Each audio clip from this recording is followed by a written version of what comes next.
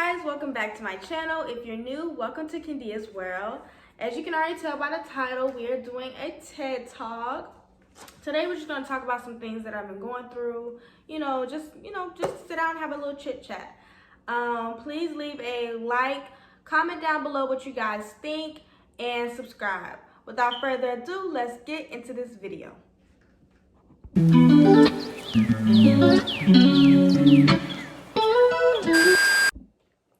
Okay guys, so I asked India to text me some questions that people would probably want to know about me, and she did, and she texted a lot of questions, but I wrote some questions down here on my notepad, and we're just gonna answer them today, kind of just talk about everything I've been going through. Okay, so the first question is, what's a hurdle you've overcome? I think I'm scared of being lonely. I don't think I've overcame the hurdle yet, but I'm scared of being lonely. Like, I have like this fear of being alone and stuff. Like, I feel like I always need somebody around me and stuff like that. But I think like now I'm really like starting to like, learn how to be with myself, just hang out and chill by myself and just, spend the day with myself. So I really think that's a hurdle that I'm overcoming. I don't think I'm there just yet. Yeah, just spending more time with myself and trying to, focus on myself more. How is my mental / physical health? My mental / physical health. Okay, so we'll start by physical, like first, I guess. My physical health, I think I'm good physically. I've been trying to like walk around more and like work out more. I used to be very active like in high school, but when I tore my ACL, like all that completely stopped. Like I stopped doing everything. So I'm trying to get back into like working out more and stuff like that. So I think I'm good, physically. I mean, other than my other health problems, I'm good physically. I do have a history of seizures and things like that, and I've been battling with that, which has kind of taken a toll on my mental health.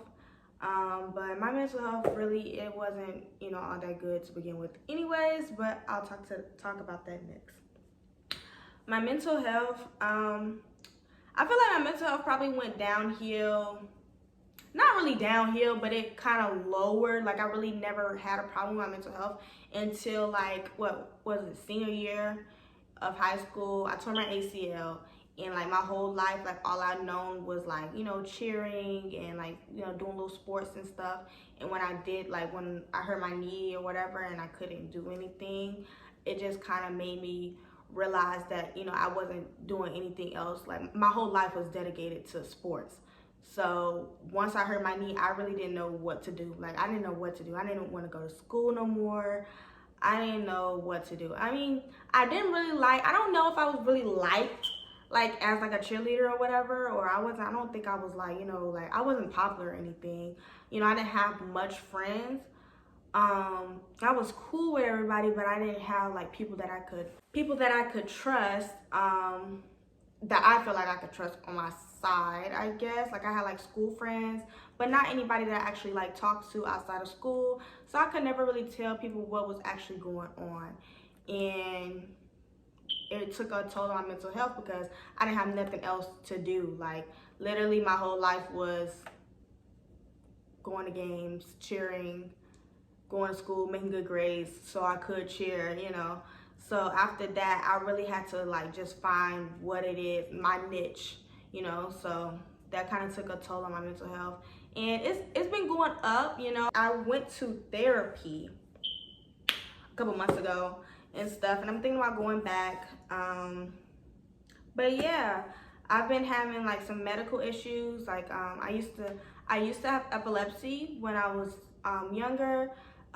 They said I was cured of epilepsy when I was 12 years old, but recently, for almost a year now, I've been experiencing seizures, and they saying it's not epilepsy, but nobody can tell me what's going on with me. So that has been kind of taking a toll on me as well. And and the fact that I don't know how to like focus on myself and do the things that I want to do. But that's pretty much it. I've been good other than that. Have I been attending to my self-care? I feel like I definitely took a break from self-care. Like, honestly, I moved out. When we moved out, it was, honestly, y'all, I was very excited about moving out. But moving out and, you know, being on my own, being on our own, it really, like, stressed me completely out. Like, I have to pay rent, I gotta pay bills, I gotta get internet, I gotta do this, I gotta do that, I gotta, you know, make sure I'm good. I have to be responsible now. You know, I can't just be, you know, irresponsible anymore and, you know, just spend my money on whatever I want to spend my money on. I can't do that now. So it was kind of stressful. I really had to learn how to budget, and I really had to learn how, you know, if I don't need something, maybe I don't need it, and, you know, I can get it later. I'm really just trying to be more responsible. I do want to get back into my self-care journey, like taking myself on dates and, you know, buying me things that I like, stuff like that. But honestly, I just haven't had time to focus on that right now. But I do want to get back into that. You leave some comments down below on how I could get back into that. On a budget. I'm baddie on a budget, y'all know that. And yeah. What are my favorite things about myself? I think my favorite things about myself is like my personality. I really love my personality. Like, I love how I'm so open and how I'm, like, you know, bubbly and ready to like give anybody a hug and stuff. I love that about myself. Even though I feel like it's kind of like a weakness, I love that about myself. You know, I think it's special. I love my smile. I like my laugh. I think those are my favorite things about myself. What are some things that I'm passionate about? Okay, I'm gonna only list three things that I'm passionate about because, you know, there's a lot of things I'm passionate about. Something that I'm passionate about. I'm passionate about my family. And when I say family, I consider friends and, you know, my immediate family, my family. So I'm passionate about my family. I'm passionate about, you know, self-love. I'm passionate about food. I love food. I love food. Okay, what is beautiful to me, and do I have that in my life right now? All my life I've been like a plants type of girl, but I've never like actually had plants that I could care and cater to. So actually I bought some plants. I'm gonna show you guys. They're so cute. Okay, y'all, I bought these today. I'm gonna put them on the back porch, and I can't wait to just, you know, water them and, you know, watch them thrive and grow and just really cater to them. I love plants. I love nature. You know, I think it's so beautiful to see what God has created, and I just, you know, it's something so beautiful to admire. Now, honestly, I don't know like what she meant by that question, but yeah, I love plants. I feel like that's something that I have in my life that I just find so, you know, stunning. If money wasn't a concern, oh, I love this question. If money wasn't a concern, what would I do? I would, you know, just be pretty. I love being pretty, you know, just be pretty, get my wig done, and I would grow a garden. Like, I want like fruits and like vegetables and stuff. Like, I would do that. And like cook all day. In relationships, what red flags do I seem to ignore? A red flag that I see a lot, like when I first started dating someone, a lot of people that I've dated are insecure. And when I say that, like going crazy, like thinking I'm cheating on them, going crazy. They don't think they're, you know, good enough to be seen with me. Either they don't think I'm good enough to be seen with me, or they like embarrassed of me. But how can you be embarrassed of me? I don't know. But yeah, insecurity is a big thing, and I think I ignore it so much because I'm insecure as well. You know, I'm not, you know, as I'm confident physically. I'm confident physically, but emotionally and mentally, I kind of lack some security. So I kind of, you know, push it off to the side, thinking, you know what, you know, it's okay for them to be, you know, insecure, because I'm insecure as well. But you also need, you know, some type of security in that relationship. You know, if somebody's always accusing you of things, or, you know, they just, you know, they think that they bring themselves down so much, they all you're doing is, you know, trying to uplift them. It's gonna drain you eventually, trying to prove to another person that they're worth it for you. You know, they got to know that their self. If I could give advice about relationships, what would it be? Do not settle for anything. If you want something in your life, you want something out of your relationship, do not settle. You know, there is billions of people in this world, zillions of people, plenty of fish in the sea. You know, do not settle. You don't have to settle for less because you think it's never going to come. You know, it might not come when you want it, but it will come. You know, you just got to be patient and don't settle. Do not settle. Don't let somebody convince you of what you deserve when you already know what you deserve. Do I struggle to receive love? India, you're wrong for these questions because you're trying to get me to cry on camera, and I just want you to... Do I struggle to receive love? I feel like I do struggle to receive love, only because I've been like, I hold on to like hurt and pain and stuff, and it's very hard for me to let go of that and to, you know, just overcome, like, you know, convince myself, you know, I'm going to be okay and that I don't need a person in my life. It's very hard for me to do that. And whenever new people come into my life, it's very hard for me to receive the love that they're trying to give me, because honestly, I don't believe them. It's just something that I struggle with mentally. You know, it's always talk, talk, talk, talk, talk. You can do this, but when it's time to really show, when it's time to really put forth the effort, when it's time to really show and put in the work and show me the work, you know, it's like I never see it. So, where can I take responsibility for my last relationship ending? I feel like I do this thing where I ignore like everything that bothers me. I ignore until like the very last minute.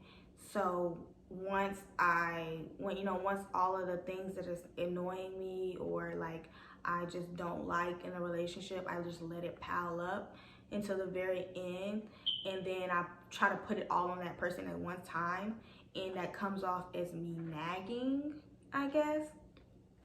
So I feel like maybe I should work on trying to, you know, when I don't like something, say it right then and there and not wait. Yeah, but I do want to start, like, you know, try to focus on that. Try to, you know, really get everything out there. If something is going on that I don't like, I need to just come out and say it and not wait to the very end, you know, because that gives people mixed signals and stuff when you're pretending like, you know, you're just so happy and you're not, you know. And I do that a lot. I pretend like I'm happy and I'm not. What parts of my body do I love about myself? Honestly, I think my favorite parts of my body, my feet. I love my feet. They're so cute and like little chubby and stuff. And then I love my face. I love my lips. I used to be very insecure about my lips, but I've grown to love my lips and my nose. Like I used to be very insecure. Like I wanted a nose job. I wanted lip fillers, everything. Like I wanted it done. But I look at myself now in the mirror and like I love myself. Like I really do. I love myself. I like my assets that I got from my mommy. You know what I mean? You know, I love my smile. I love my eyes. I think my eyes are like really beautiful. You know, I think I just have these, you know, so taunting, you know. Anyways, but yeah, that's what I love about myself. What is my biggest worry about my health? So my biggest worry about my health is that I will never find out, you know, what's actually going on with my body.